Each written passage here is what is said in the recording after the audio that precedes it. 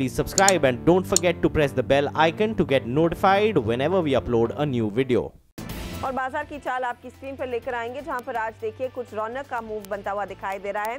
350 अंकों की बढ़त पर इस समय कारोबार कर रहा है सेंसेक्स, वहीं 10,600 के पार निकलने में कामयाब। निफ्टी 100.2 पर है। मिड कैप इंडेक्स पर अगर आप गौर करें तो यहां पर बहुत ही मामूली बढ़त देखने को मिल रही है। 9 से 12 अंकों का ही उछाल देखा जा रहा है, तो ऊपरी लेवल से यहाँ पर हम देख रहे हैं ये थोड़ा सा अटकता हुआ दिखाई दिया है, लेकिन बैंक निफ्टी में एक जबरदस्त पुल बैक आया है आज के ट्रेड में। 270 अंकों की बढ़त के साथ लगभग 1% ऊपर है ये इंडेक्स। खरीदारी कहाँ हो रही है? मेटल्स और निजी बैंक, इन्होंने ही समा बांधा है आज तेजी का और यही लीड करते दिखाई दे रहे हैं। याद रखिएगा आज वीकली एक्सपायरी भी है बैंक निफ्टी की, तो उस लिहाज से भी एक्शन भरपूर रहेगा इस इंडेक्स में। क्या रणनीति आपकी होनी चाहिए इस दोपहर? प्रकाश गाबा आपको बताएंगे निफ्टी और ऑफ कोर्स स्टॉक्स पर एक टेक चेक, और वरुण से समझेंगे कि मिड कैप स्टॉक्स में क्या हो रहा है। लेकिन प्रकाश, पहले आपकी राय, 10,600 के ऊपर निफ्टी और बैंक निफ्टी आज एक्सपायरी के दिन अच्छी मजबूती कायम है इसमें। ये क्या एक शॉर्ट कवरिंग की लहर है या फिर आपको लग रहा है टिकेगा इंडेक्स? Good afternoon. ऐसा लगता है कि निफ्टी अब ऐसी जगह पर है जहां पर स्ट्रॉन्ग रेजिस्टेंस है, और जो हम बैंक निफ्टी में देख रहे हैं, हम आज एक शॉर्ट स्क्वीज देख रहे हैं। ये स्क्वीज ही रहेगा, मुझे लगता है एंड में थोड़े शायद एक शॉर्ट मतलब प्रॉफिट बुकिंग आ जाए, शॉर्ट स्क्वीज खत्म हो जाएगा, फिर एक लोअर लेवल देखने को मिल सकता है बैंक निफ्टी में, शायद 10,600 के आसपास, 590, 600, ये एक लगता है कि वहाँ तक स्लाइड होने की संभावना है बैंक निफ्टी। तो दोपहर तक शायद ये पूरी तेजी हवा हो सकती है, उसका ध्यान रखिएगा और पोजीशंस आप थोड़ी सी सतर्कता के साथ ही अपना लें अगर आप तेजी में उतर रहे हैं या फिर अपने शॉट्स को कवर कर रहे हैं। इस इंडेक्स ऊपरी लेवल से थोड़ा सा हल्का होता हुआ। वरुण बताइए, एक्शन कहाँ है आज? देखिए, आज पूरा जो एक्शन है वो उन्हीं चुनिंदा स्टॉक्स में देखने मिल रहा है जहां वो पीएनबी की खबरों का इंपैक्ट देखने मिल रहा है। जाहिर सी बात है, पीएनबी में तो अच्छी खासी गिरावट देखने मिल रही है। कल के बाद आज भी देखिए अभी भी करीब 5.5-6% के आसपास की गिरावट है। इसके अलावा जो जेम्स एंड ज्वेलरी काउंटर्स है उस पर इसका इंपैक्ट देखने मिला। गीतांजलि जेम्स जो स्मॉल कैप काउंटर है उसमें तो आपने अच्छी धुलाई देखी, लेकिन इसके अलावा पीसी ज्वेलर्स को देख लीजिए, करीब 4.5-5% के आसपास की गिरावट इस काउंटर में भी देखी गई है। एक बार तो सुबह सुबह इस काउंटर में डबल डिजिट के आसपास की गिरावट देखी गई थी, अब वहां से कुछ रिकवरी जरूर हुई है। वहीं नतीजों के चलते कुछ स्टॉक्स में जहां इंपैक्ट देखने मिल रहा है उसमें जेट एयरवेज और रेपको होम फाइनेंस का काउंटर शामिल है। नतीजों के बाद दोनों ही काउंटर्स की जम के धुलाई होती हुई जेट एयरवेज तो करीब 5.5% के आसपास की गिरावट दिखा रहा है। कुछ चुनिंदा एनबीएफसी काउंटर्स है, आपको याद होगा कल भी तेजी देखने मिली थी, आज भी कुछ चुनिंदा एनबीएफसी काउंटर्स में अच्छे खासे गेंस देखने मिल रहे हैं। उसमें Manappuram finance, Canfin homes, group finance जैसे काउंटर शामिल है। वहां अगर आप देखेंगे तो आपको हरे निशान में आज कारोबार होते हुए दिखाई देगा। और रियल एस्टेट काउंटर्स, यहाँ भी बेहतरीन मूव्स देखने मिल रहे हैं। अगर गिरावट के तौर पर आप देखें तो HDIL, India bulls real estate, ये वो दो रियल एस्टेट काउंटर्स है जहाँ गिरावट देखने मिल रही है। लेकिन प्रेस्टीज एस्टेट और ओबेरॉय रियल्टी जैसे काउंटर में अगर आप देखें तो वहाँ तेजी के सौदे बनते हुए साफ दिखाई दे रहे हैं। इसके अलावा जिन स्टॉक्स में आज बेहतरीन तेजी है उसमें श्री सीमेंट का काउंटर शामिल है, वहाँ अच्छी खासी तेजी आपको देखने मिलेगी। वहीं Gujarat alkali, Bombay dyeing, United Spirits, CEAT, ये वो तमाम ऐसे काउंटर है जहां आपको जम के खरीदारी देखने मिलेगी। अच्छे खासे वॉल्यूम के साथ खरीदारी हो रही है। लेकिन जिन स्टॉक्स में आज दबाव है उसमें prism cement, ITI, Ashoka Buildcon, GSL stainless जैसे काउंटर शामिल है। यहाँ लाल निशान में आज कारोबार हो रहा है, काफी दबाव देखने मिल रहा है। ओके, तो ये फिलहाल कुछ काउंटर जहां पर आज हमने देखा है एक्शन है। इस समय के मूवर्स आपकी स्क्रीन पर लेकर आएंगे, जैसे वरुण भी मेंशन कर रहे थे कि कुछ चुनिंदा काउंटर जहां पर काफ़ी हरकत देखने को मिली है। उसमें बॉम्बे डाइंग जैसे स्टॉक्स काफ़ी बढ़िया चमक दिखा रहे हैं। प्रकाश, इस पर राय दीजिए, क्या कुछ तेज़ी आप इस समय करना चाहेंगे? वेल, रेसिस्टेंस के पास है, इतना कह सकते हैं। अपू हमने देखा है 8-10 दिनों से बॉम्बे डाइंग में मिल रहा है, और मुझे लगता है कि अपू जो रेसिस्टेंस है यहाँ उसी के पास है, तो यहाँ पर तेज़ी तो नहीं कर सकते या प्रॉफिट बुकिंग हो सकती है यहाँ पर। ओके, आप कह रहे हैं मुनाफा वसूली कर लें, नई पोजीशंस खड़ी ना करें। नई पोजीशंस के लिहाज से प्रकाश, फिर आप क्या टिन प्लेट पर ध्यान देंगे? क्योंकि ये देखिए अच्छी तेजी के बाद थोड़ा सा सुस्ताया था, 248, 250 के नीचे है, तो क्या मौका है या नहीं? यहाँ पर भी मौका नहीं लगता मुझे, क्योंकि रेसिस्टेंस जोन करीब टिन प्लेट में 255 का है, और लोअर लेवल से जो अपमूव मिला है ये एक रिएक्टिव अपमूव नजर आ रहा है। इसका मतलब बताता है ऊपर गया है, लेकिन ऊपर गया है नीचे आने के लिए, तो टिन प्लेट में प्रॉफिट बुकिंग की भी जगह अच्छी है। ओके, तो टिन प्लेट बॉम्बे डाइंग, ये कुछ मिड कैप काउंटर्स जो आउट परफॉर्म करते दिखाई दे रहे हैं, उनमें आप मुनाफा वसूली करें तो बेहतर रहेगा, ये प्रकाश की राय है। एक शॉर्ट आइडिया, जो सुबह से इनफैक्ट स्टॉक टूटा है, कल से ही आपको याद होगा जेट एयरवेज का हमने जिक्र किया था, नंबर्स कमज़ोर रहे और 758 के लेवल्स पर आ चुका है काउंटर। इसमें आपको क्या लग रहा है, और गिरावट आएगी या फिर अब थोड़ा स्टेबल होने की कोशिश करेगा तब खरीदे?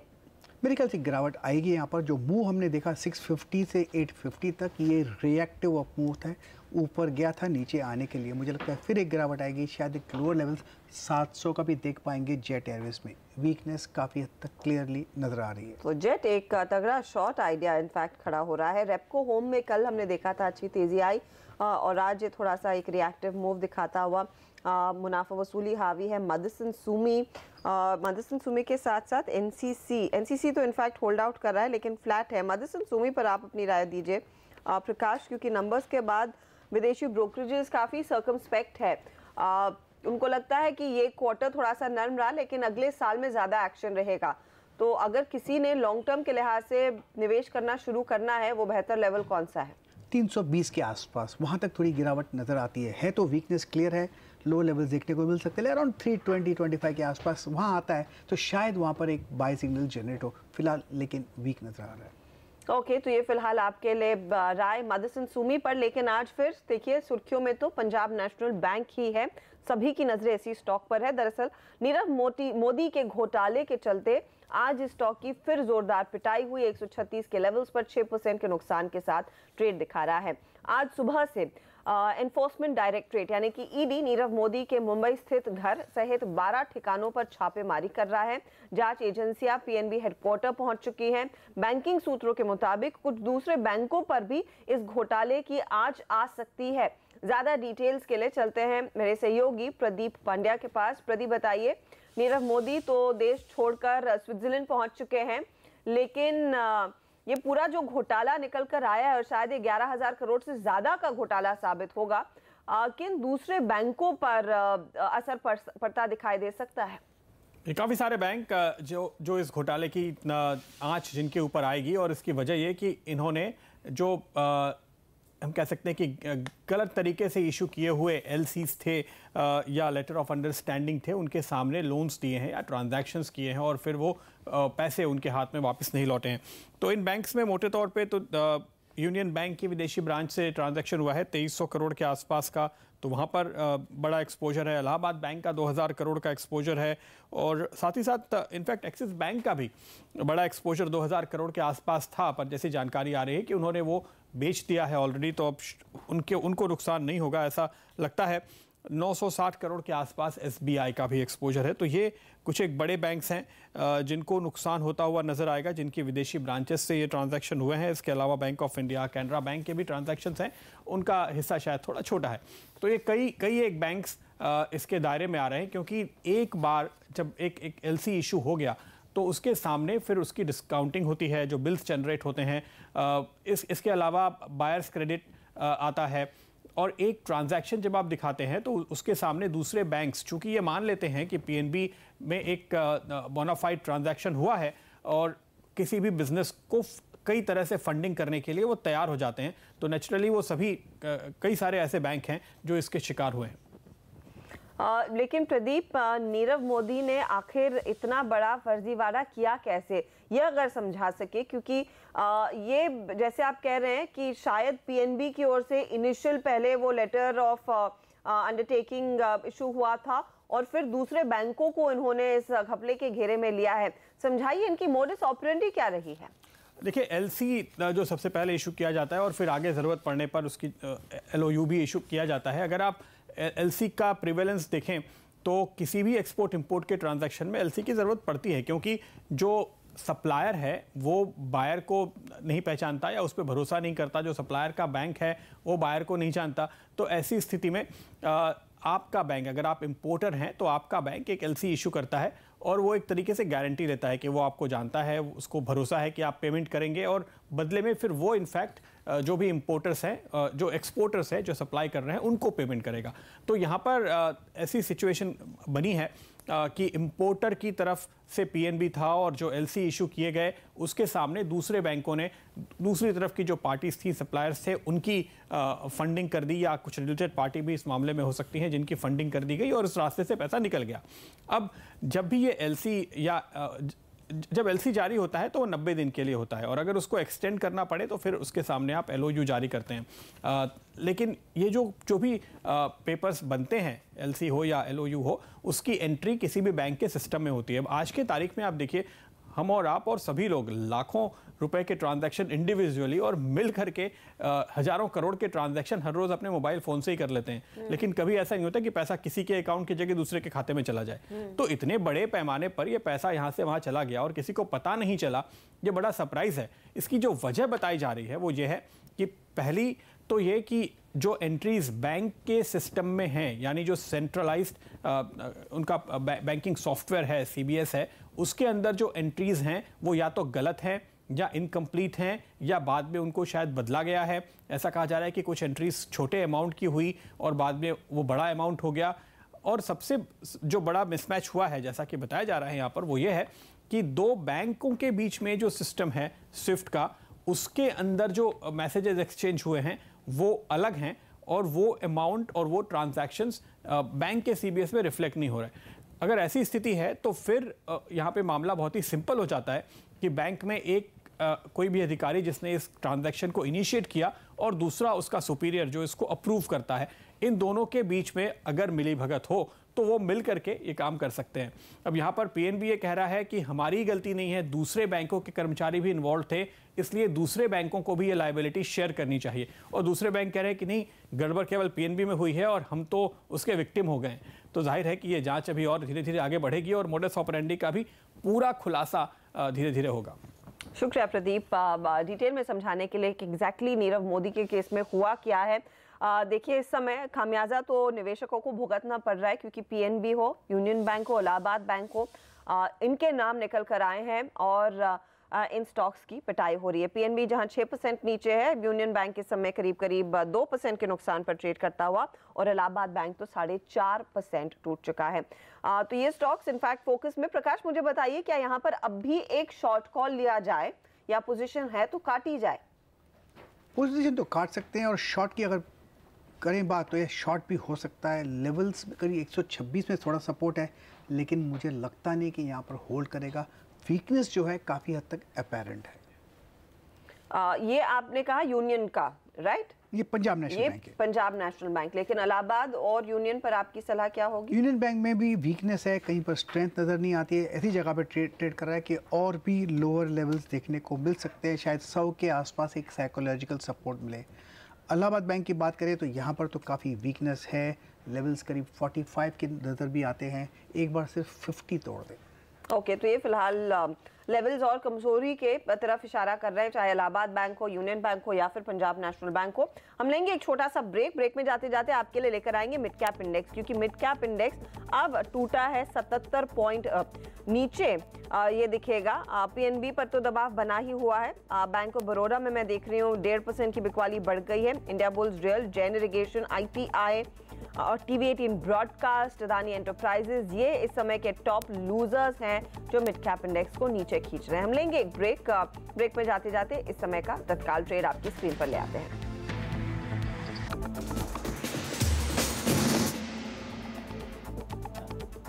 और सिमीभौमिक.com की सिमी भौमिक कह रही, टाटा स्टील दिग्गज कंपनी, इस पर भरोसा कीजिए। तेजी की पोजीशन आप लेकर चलेंगे तो फायदा कमाएंगे। टारगेट रहेगा 719 से 724 रुपए का, और स्टॉप लॉस आप लगाइएगा 700 रुपए पर। बाजार बिकवाली के घेरे में आता हुआ, और खासकर मिड कैप इंडेक्स का मैं जिक्र कर रही हूँ, 70 पॉइंट के नुकसान के साथ ट्रेड करता हुआ ये इंडेक्स दिखाई देगा। प्रकाश, कुछ स्टॉक्स जो पिट रहे हैं, ITI आपकी स्क्रीन पर लेकर आएंगे, 121 के आसपास ट्रेड कर रहा है, काउंटर 2.5% नीचे। इनफैक्ट पिछले 10 मिनटों में यहाँ पर बिकवाली बढ़ी है, क्या सलाह है इस पर? प्रॉफिट बुकिंग हो रही है क्योंकि रेसिस्टेंस जोन पर है और प्रॉफिट बुकिंग काफ़ी हद तक क्लियरली नजर आ रही है। बाइंग तो नहीं बनती। ITI शॉर्ट कैसे करें? और जैन इरिगेशन तो शॉर्ट किया जा सकता है। जी हाँ, जैन इरिगेशन शॉर्ट किया जाता है और मेरे ख्याल से हो सकता है यहाँ पर जैन लोअर लेवल्स पे जो टारगेट है 115 के हैं और स्टॉप होना चाहिए करीब 127 का। ओके, 127 का स्टॉप लॉस 115 तक टूट सकता है जैन इरिगेशन के लिए। दिन खराब है, देखिए ओपन इंटरेस्ट के लिहाज से भी हमने देखा है एक अच्छा खासा एडिशन 5% तक का और पोजीशंस कट रही हैं, बिकवाली हावी है। कुछ और स्टॉक्स आपके लिए स्पॉट जरूर करेंगे जहां पर आज एक्शन है और बिकवाली बढ़ रही है। लेकिन इस समय आपको बता देते हैं कि ब्रोकरेजेस की राय क्या बनी है, खासकर जो नतीजे आए उसके बाद कई सारे मिड कैप स्टॉक्स में एक्शन भी दिखाई दिया है। सोनम मेहता हमारे साथ जुड़ गई हैं। सोनम, सबसे पहले विदेशी ब्रोकरेजेस बताइए क्या है रेडार पर इनके? सो 3 स्टॉक्स रेडार पर आए विदेशी ब्रोकरेजेस के। सबसे पहले नेस्ले है, ऑपोजिट व्यूज आए हैं। गोल्डमैन सैक्स ने नेस्ले पर टारगेट तो बढ़ा दिया है लेकिन सेल की रेटिंग को बरकरार रखा है। टारगेट जो 5485 का था उसको बढ़ाकर 5614 का कर दिया गया है। मौजूदा भाव से उनको 23% का डाउनसाइड दिखाई दे रहा है। टारगेट बढ़ाया है लेकिन सेल की रेटिंग इसलिए दे रहे हैं क्योंकि उनको लगता है वैल्यूएशंस काफी एक्सपेंसिव है, लेकिन जो नतीजा है वो काफी अच्छे रहे थे।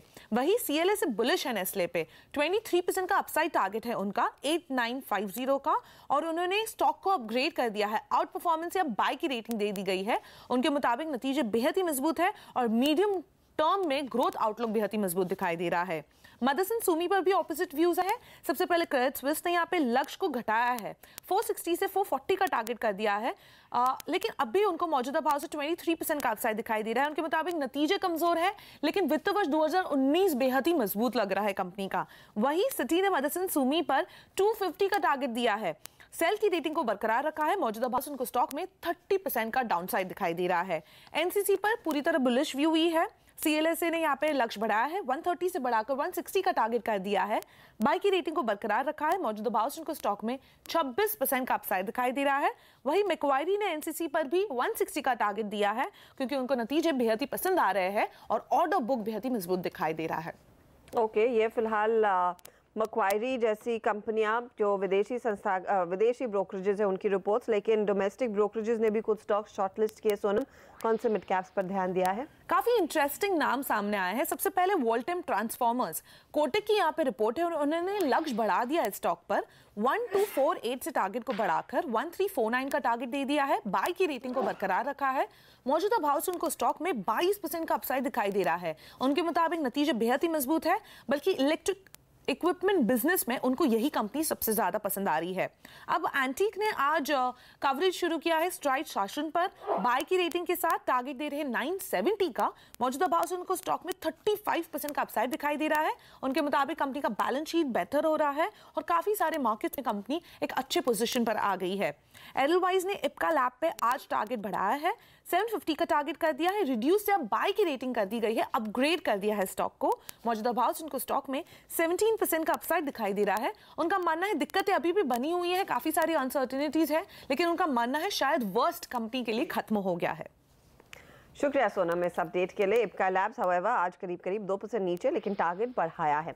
लेंगे एक ब्रेक। आगे प्रकाश काबा ने कुछ स्टॉक्स आपके लिए स्पॉट किए हैं, उनमें आपको बताएंगे क्या हो ट्रेडिंग रणनीति। मिड कैप इंडेक्स फिसल चुका है 100 पॉइंट नीचे अब, लेकिन बैंक निफ्टी आज कुछ अपनी चाल को बेहतर करता हुआ 100 अंकों की बढ़त। ऐसे में कहां पर नया ट्रेड लिया जाए, इस पर फोकस करते हैं और प्रकाश काबा हमारे साथ है। प्रकाश, बताइए क्या आइडिया रहेगा?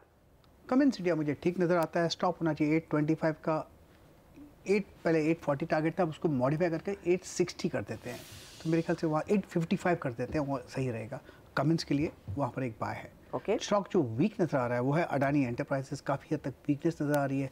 अपर रीजन्स में एग्जॉशन है और लोअर लेवल्स का जो टारगेट है 208 का है। स्टॉप होना चाहिए 219। Adani enterprise sell. Adani enterprise में एक बिकवाली की राय और स्टॉक देखिए तेजी से फिसलता हुआ 208 के लेवल्स पर आएगा। और कमेंट्स में आप खरीदारी करके चले, यहाँ पर 255 से 260 के टारगेट पर आपने ध्यान देना है। 248 के लेवल्स इस समय आते हुए 250 पर तो इनफैक्ट कैश मार्केट में पहुंच ही चुका है।